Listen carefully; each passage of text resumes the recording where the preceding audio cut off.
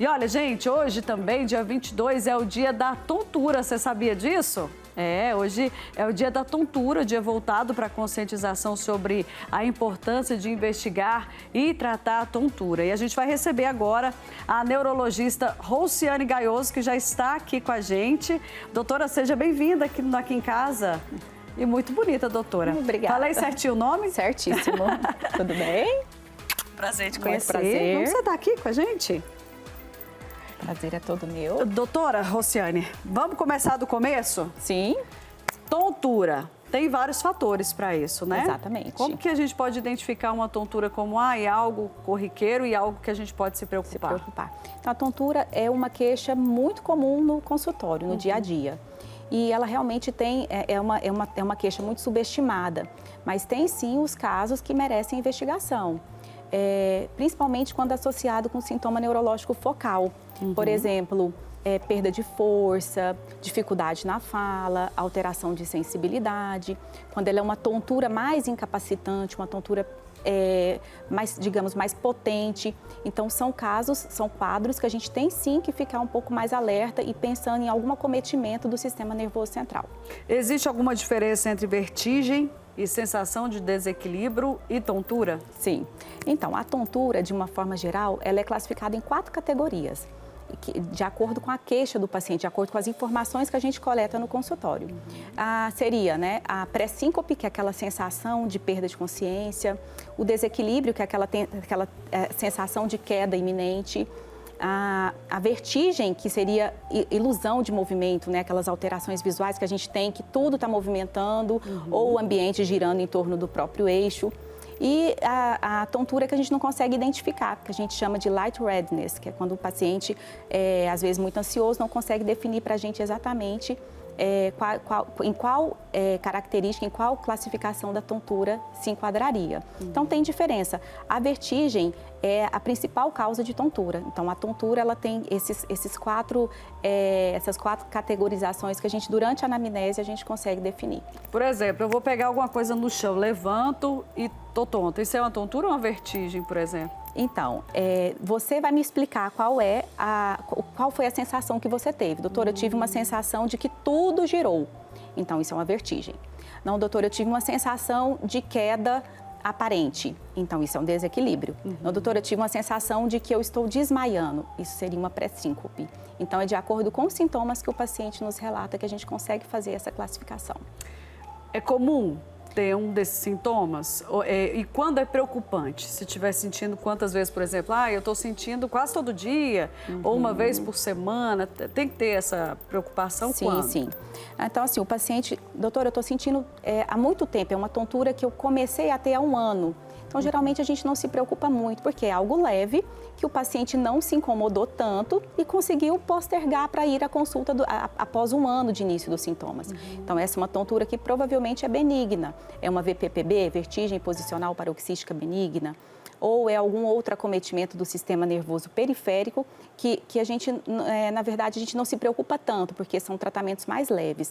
Mas quando a tontura incomoda de uma forma incapacitante, onde o paciente não consegue andar, não consegue deambular, ou quando é aquela tontura que realmente não passa nas primeiras horas, ele requer um acompanhamento imediato no serviço de emergência para a gente estar investigando com exame de imagem e estar observando o que aconteceu.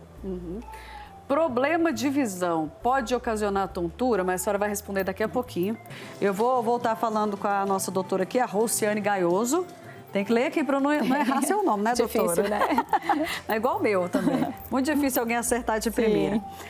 Doutora, eu queria que você falasse para mim as causas mais comuns de tontura. Certo. As causas mais comuns são as causas de origem periférica, é onde acontece uma alteração ali no sistema vestibular, ou nos canais semicirculares, ou durante o trajeto do nervo pelo vestíbulo. Então, são as causas mais comuns, são as causas que a gente costuma falar menos preocupantes, né? Que é o que geralmente todo mundo tem. Então, são as causas de origem periférica, elas são responsáveis por 80% dos casos de vertigem, né? E a gente também sempre tem que dar atenção aos pacientes que têm cefaleia associado, porque aí já muda um pouquinho o diagnóstico, já muda o tratamento também, porque a dor de cabeça vertiginosa, a cefaleia, migrânia vertiginosa, já é uma dor de cabeça que vem associada à tontura. E geralmente o paciente fala pra gente que ele tem a tontura, mas se esquece da dor de cabeça, porque a tontura passa a ser o fator principal na queixa. Então, a dor de cabeça, a origem periférica das vertigens, das tonturas, são as mais comuns, geralmente por disfunção no sistema vestibular, mas a gente também tem que estar atento aí com a questão das dores de cabeça associadas à tontura. Qual tipo de exame que o neurologista faz para constatar a causa, por exemplo, de uma tontura? Geralmente, a gente não faz exame no início, na primeira consulta, ali na primeira conversa. A gente pensa em alguma coisa central, que seria mais grave, o paciente já tem que ser encaminhado para emergência. E aí a gente pede, então, um exame de imagem, uma ressonância preferencialmente e, quando não disponível, a tomografia. Mas o diagnóstico da tontura, da vertigem, ele é eminentemente clínico no primeiro momento, porque a gente consegue diferenciar uma tontura de gravidade importante, falando a favor de algum cometimento central, de uma gravidade menos importante, de uma intensidade menos importante, falando a favor de uma vertigem de origem periférica. Mas quando a gente precisa do exame, seria inicialmente o neurologista solicita a ressonância de crânio. Vamos falar um pouquinho mais assim, esclarecido, para o pessoal entender? Eu vou dar um exemplo. Levantei do sofá e senti uma tontura.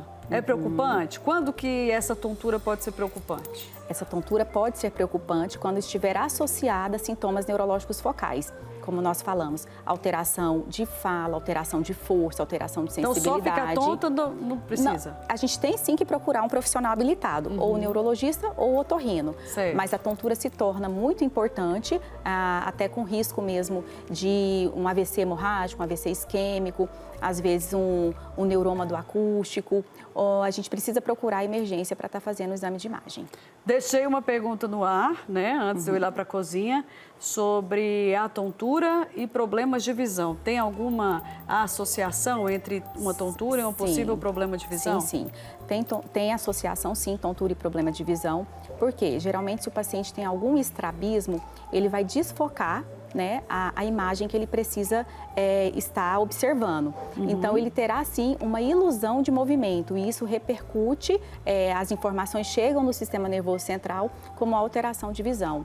Então, também, o paciente que tem uma ilusão de movimento, que tem uma vertigem, ele precisa procurar o médico, otorrino ou neurologista para estar investigando a causa. Excluídas as causas neurológicas, a gente precisa procurar um oftalmologista. Aí, no caso, é a senhora e os neurologistas que vão falar, né? Exatamente. Pode estar associado. Como é que está a sua visão? Exatamente. Procura um oftalmologista. Exatamente. Entendi. Eu queria que você falasse para a gente se existe alguma relação entre estresse e ansiedade e a tontura. Sim.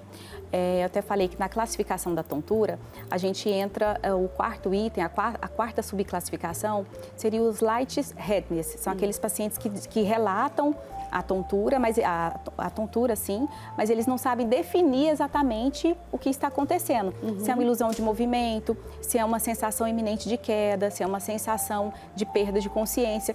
E são esses pacientes ansiosos, porque a ansiedade, ela libera hormônios, ela altera a neurotransmissão nas fendas sinápticas. Então, isso também é interpretado como uma forma de tontura, assim como piora da cefaleia nesses pacientes ansiosos. Então, está muito interligado, sim, a ansiedade e o aparecimento, o surgimento de vertigens. Muito bem. Doutora, a senhora gosta de bacalhau? Demais.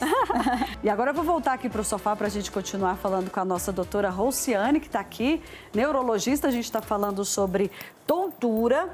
Inclusive, eu queria que você falasse para a gente se tem alguma ligação na morte do Papa Francisco. Me parece que ele teve uma tontura e depois teve um AVC. Tem relação a tontura com o AVC, por exemplo? Sim. Inclusive, entra, então, numa alteração em algum aparecimento de algum sintoma neurológico focal. Provavelmente, ele teve a tontura e, associada à tontura, a algum outro sintoma focal. Seja uma dormência, né, uma paresia, uma perda de força, uma perda de consciência. Então, provavelmente, ele teve esses outros sintomas adicionais. Eu sempre falo que, independente da tontura, seja ela leve ou mais forte, ou associada com sintomas focais ou não, de qualquer forma, o médico precisa ser consultado, porque é o médico que vai fazer essa diferenciação. Então, com certeza, ele teve, sim, esse comprometimento de fossa posterior, provavelmente, né, ele acometendo o cerebelo, para ter essa queixa de tontura.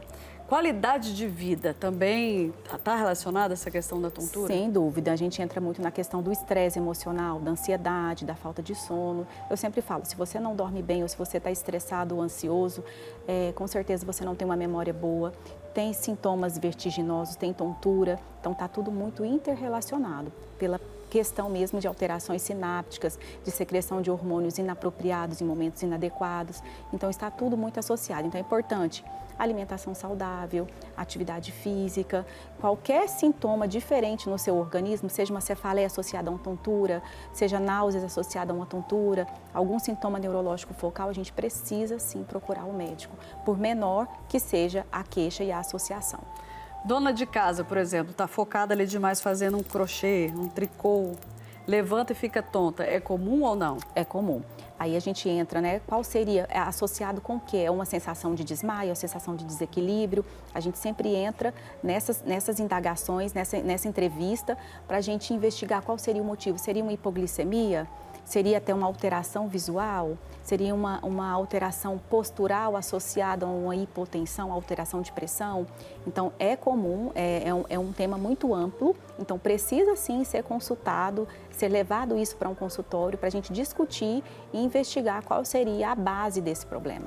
Uma pessoa que pega um livro, uma revista, está lendo ali, e aí ela para de uma vez de ler e sente uma tontura. Pode ser relacionado também a problemas de visão, por exemplo? Sem dúvida, problemas de visão, a alteração de sistema vestibular, né, sistema nervoso periférico, tem a própria alteração da movimentação da cabeça, a gente fala movimentos cefálicos também, pode estar desencadeando esses movimentos, o paciente está muito tempo ali focado, né? De repente levanta, modifica com uma certa rapidez, então tem alteração dos otólitos nos canais semicirculares, então tudo isso é comum e realmente precisa ser consultado o médico para a gente poder diferenciar, porque cada paciente tem um limiar. Quando eu falo uma vertigem, uma tontura mais forte, mas às vezes o paciente, para ele, aquilo não é forte. Então, realmente, a gente precisa ser levado para um médico para poder diferenciar todas essas situações. Se tiver rotineiro, então, procura um profissional, né, doutora? Com certeza.